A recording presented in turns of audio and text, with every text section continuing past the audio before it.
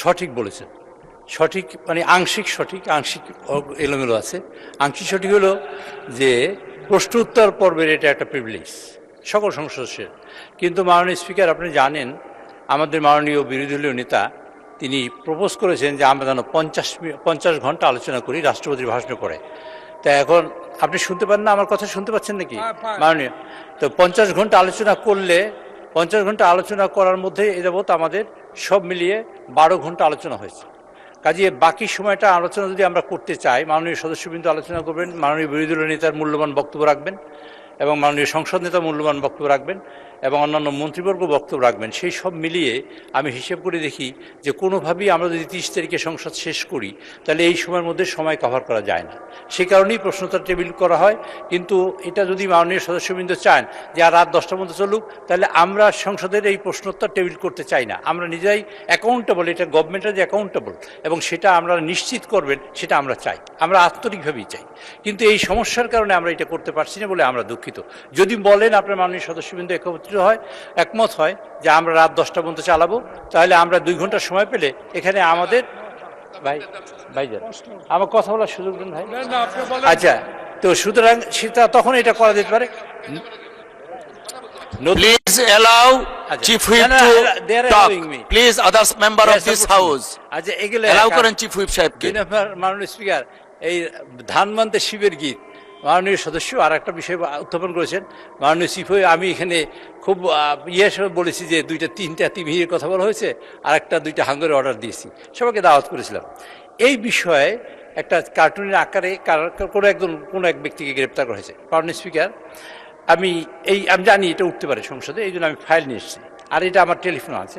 মাননীয় স্পিকার, আমি অনেকগুলা চিঠি দিয়েছি, জিডি এন্ট্রি করেছি, কোনো ব্যক্তির বিরুদ্ধে নয়। আমি নিজে মানে আমার দলের লোকেরা করেছে জিডি এন্ট্রি প্রত্যেকটা থানায়। জিডি এন্ট্রিটা করা হয়েছে এই জন্য আমি ফাইল নিয়ে এসেছি। জিডি এন্ট্রিটা হয়েছে 1/12-তে আর 17/12 এবং 20/12-2025 জিডি এন্ট্রির টাইম এখানে আছে, এটা ফেসবুকে আছে, আমার ফেসবুকে আমি লিখে দিয়েছি। এই তারিখে আমার বিরুদ্ধে এবং আমার দলের বিরুদ্ধে, আমাদের নেতাদের বিরুদ্ধে অসংখ্য কুৎসা রটনা হয়েছে, মিথ্যা এবং বিভ্রান্তিমূলক, অসম্মানমূলক, অসৌজন্যমূলক এবং কুরুচিপূর্ণ এবং অনেক কথা বলা হয়েছে। বিশেষ করে আমাদের এখানে মন্ত্রীবর্গকে নিয়ে, তখন কেউ মন্ত্রী হয় না, এমপিও হয় না, এরকম সময়। তো আমরা এটা অনুপায় হয়ে আমরা বলেছি কতগুলো ফেক আইডি থেকে এগুলো করা হয়। তা আমি অনুপায় হয়ে তখন আমি ইলেকশন কমিশনে এসেছি, চিফ নির্বাচন কমিশনে দেখা করে তার কাছেও কাগজ দিয়েছি। সেটা জানুয়ারি মাসের 1 তারিখে, আমি জানুয়ারি মাসের 6 তারিখে কাগজ দিয়েছি, দিয়ে তারপর বলছি যে আপনারা এই সব ফেক আইডি থেকে যেসব প্রচার হয় তা বন্ধ করার চেষ্টা করুন। তো এইটা হয়েছে। তারপরে এক পর্যায়ে অনুপ্রায় হয়ে আমি রিটার্নিং অফিসারকে আমি ওই 1/6 আমি আর একটা চিঠি দিয়েছি, এগুলো রিসিভ করা কপি সব, এগুলো তো আমি দেখাচ্ছি সবই রিসিভ করা কাগজ। এখানে এই রিসিভ করা কাগজ, এগুলা মাননীয় সদস্য যেটা বলেছেন উনি সঠিক জানেন না বা জানতে পারেন না, সেই জন্য। 1 মিনিট আমার কথা শেষ করতে দেন, আপনার হাত যাওয়ার দরকার নেই, আমার কথা শেষ করি। এগুলো হওয়ার পরে চিফ হুইপ আমাকে অ্যাড্রেস করেন প্লিজ, আপনাকে অ্যাড্রেস করে কথা বলছি। এগুলো দেওয়ার পরে মাননীয় সদস্য এগুলো আমাকে অ্যাড্রেস করেন। এই সব দেওয়ার পরে আমরা অ্যাকচুয়ালি কোনো সুরাহা করতে পারিনি। এটা আইন শৃঙ্খলা কমিটির মিটিংও আমরা বলেছি যে যারা ফেক আইডি দিয়ে এটা করে আপনারা তাদের বের করে তাদের শাস্তি আওতায় নিয়ে আসেন অথবা কোনো একটা ব্যবস্থা করেন। কিন্তু ফাইনালি নির্বাচনের আগে আমরা করতে পারি নাই। আমি তারপর গতকালকের আমি পত্রপত্রিকা দেখেছি যে এক ভদ্রকে গ্রেপ্তার করা হয়েছে কার্টুন আকার করে। মাননীয় স্পিকার, আমি আপনাকে দ্ব্যর্থহীন ভাষায় এবং পরিষ্কার করে বলতে চাই, কার্টুন আমার ব্যাপারে আঁকার কারণে কেউ যদি গ্রেপ্তার করা হয় তাকে ছেড়ে দেওয়ার জন্য আমি অনুরোধ জানাচ্ছি আপনার মাধ্যমে এই সংসদে। কিন্তু এটা আমি আমার ফেসবুকে লিখে দিয়েছি, আজকে পোস্ট করেছি।